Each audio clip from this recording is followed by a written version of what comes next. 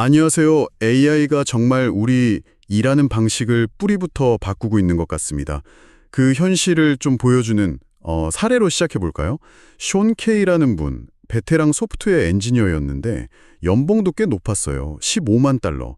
근데 회사가 AI 도구를 도입하고 나서 일자리를 잃고 지금은 음식 배달 일을 하신다고 해요.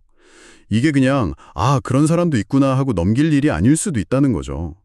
당신 이야기가 될 수도 있어요. 네, 맞아요. 그게 이제 기업들이 뭐랄까 비용 효율성 이걸 엄청 따지기 시작하면서 나타나는 현상 같아요.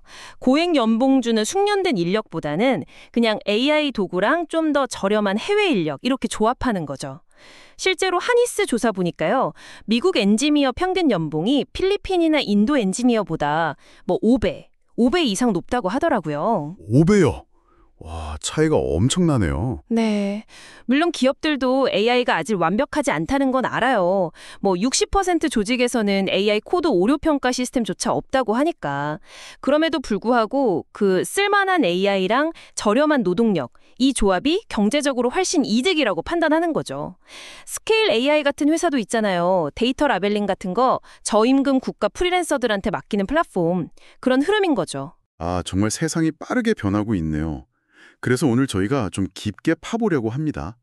지금 말씀해주신 이런 자료들을 바탕으로 AI가 바꾸는 직장의 현실, 또 AI 네이티브 기업이라는 새로운 개념도 나왔더라고요.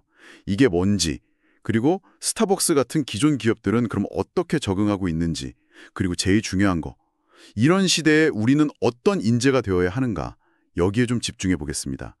먼저 그 AI 네이티브 기업, 이거부터 좀 짚어볼까요? 그냥 AI를 쓰는 게 아니라 아예 조직 설계 자체가 AI 중심인 그런 기업들 말하는 거죠. 광고회사 슈퍼내추럴 AI. 여기가 대표적인 예시 같던데요. 네, 맞습니다. 딱 그런 기업들이에요. AI를 그냥 업무 자동화, 그러니까 방어에만 쓰는 게 아니고요. 신제품 출시를 앞당긴다거나 하는 공격에도 적극적으로 활용하죠. 또 재밌는 게 AI를 이용해서 직원들 전체의 전문성 수준을 확 끌어올리고요. 데이터 기반으로 의사결정을 거의 자동화하고 굉장히 유연하게 프로젝트 중심으로 움직여요. 와, 그럼 기존 기업들이랑은 뭐 출발선 자체가 완전 다른 거네요. 그렇죠. 슈퍼내추럴 AI 같은 경우는 업무의 한 80% 이걸 AI로 처리해서 프로젝트 기간이랑 비용을 절반으로 줄였다고 하니까 그 파급력이 진짜 어마어마한 거죠. 이런 새로운 경쟁자들이 막 나타나면 기존 기업들은 진짜 긴장해야겠는데요. 근데 흥미로운 게 스타벅스 같은 큰 기업도 가만히 있지는 않더라고요. 딥브루라는 자체 AI 플랫폼을 만들었다면서요? 네, 스타벅스 사례가 되게 시사하는 바가 커요. AI가 단순히 효율만 높이는 게 아니라 직원들의 역할 자체를 어떻게 바꾸는지를 잘 보여주거든요. 예를 들어 점장들 있잖아요. 이분들이 예전에는 뭐 재고 관리나 직원 스케줄 짜는 거 이런 행정 업무 부담이 꽤 컸어요. 근데 이제 AI가 상당 부분 이걸 도와주니까 그 시간을 아껴서 직원들 코칭하거나 고객 경험 개선하는 데 더 집중하게 된 거죠. 그러니까 관리자에서 약간 코치 역할로 바뀐 거네요? 네, 정확해요. 관리자에서 코치러요. 바리스타들도 마찬가지예요. 바리스타들도요? 그럼 네, 뭐 어떤 식으로 바뀌었나요? 뭐 재고 확인하고 이런 자잘한 부수적인 일들은 줄고요. 대신 음료 제조나 고객 응대, 이 본질적인 업무에 더 집중할 수 있게 된 거죠. 심지어 AI가 고객 이전 주문 기록 같은 걸 바탕으로 정보를 주니까 더 이렇게 맞춤형 서비스, 이런 것도 가능해졌고요. 와, 그럼 생산성도 엄청 올랐겠네요. 네, 실제로 스타벅스가 2020년 대비해서 2024년에 직원 1인당 매출이 한 1.5배, 그 정도 늘었다고 해요. 1.5배나 대단하네요. 물론 뭐 그 과정에서 전체 고용 인원은 한 2만 명 정도 줄었다는 점도 있긴 합니다. 이건 좀 간과할 수 없는 부분이죠. 생산성 향상 이면은 또 그런 현실도 있군요. 역할 재정이 그리고 일자리 변화까지 복잡하네요. 그럼 결국 이 AI 시대에 우리한테 진짜 필요한 역량은 뭘까요? 자료들 보니까 다들 T자형 인재를 얘기하던데요. 네, 그게 핵심인 것 같아요. 그러니까 한 분야에 대한 깊이 있는 전문성, 이게 세로축이고요. 거기에 더해서 다양한 분야를 넓게 이해하고 협업할 수 있는 능력, 이게 가로축. 이 두 가지를 다 갖춘 사람이 중요해진다는 거죠. 왜 그런 건가요? AI가 다 잘하는 거 아니었어요? 그게 AI가 정형화된 작업은 정말 잘하는데요. 근데 복잡한 문제를 해결하거나 뭔가 새로운 걸 만들어내는 창의성, 그리고 사람 사이에 어떤 미묘한 소통이나 신뢰 구축 같은 거 있잖아요. 이건 여전히 사람의 영역이거든요. 그래서 예를 들면 JP모건 같은 금융회사가 금융 전문성도 있으면서 동시에 데이터 과학 역량까지 갖춘 사람을 선호하는 거죠. 아, 그렇군요.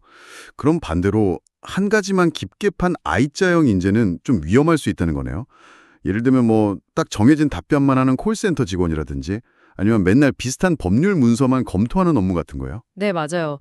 그런 예측 가능하고 정형화된 업무는 AI로 대체될 가능성이 상당히 크죠. 같은 예측 보니까 2026년까지 대형 로펌 신입 변호사 업무의 절반 정도, 이게 AI로 처리될 수 있다고 하더라고요. 절반이나요? 와, 생각보다 변화 속도가 훨씬 빠르네요. 네, 그래서 우리가 좀 경각심을 가져야 할 필요가 있죠. 오늘 이야기 쭉 나눠보니까 이제 내 일자리 괜찮을까? 이렇게 수동적으로 걱정만 할 게 아닌 것 같아요. 그보다는 AI 시대를 맞아서 내 역할을 어떻게 다시 정의하고 더 발전시켜 나갈까? 이 질문을 스스로에게 던져야 할 때인 것 같습니다. 전적으로 동감합니다.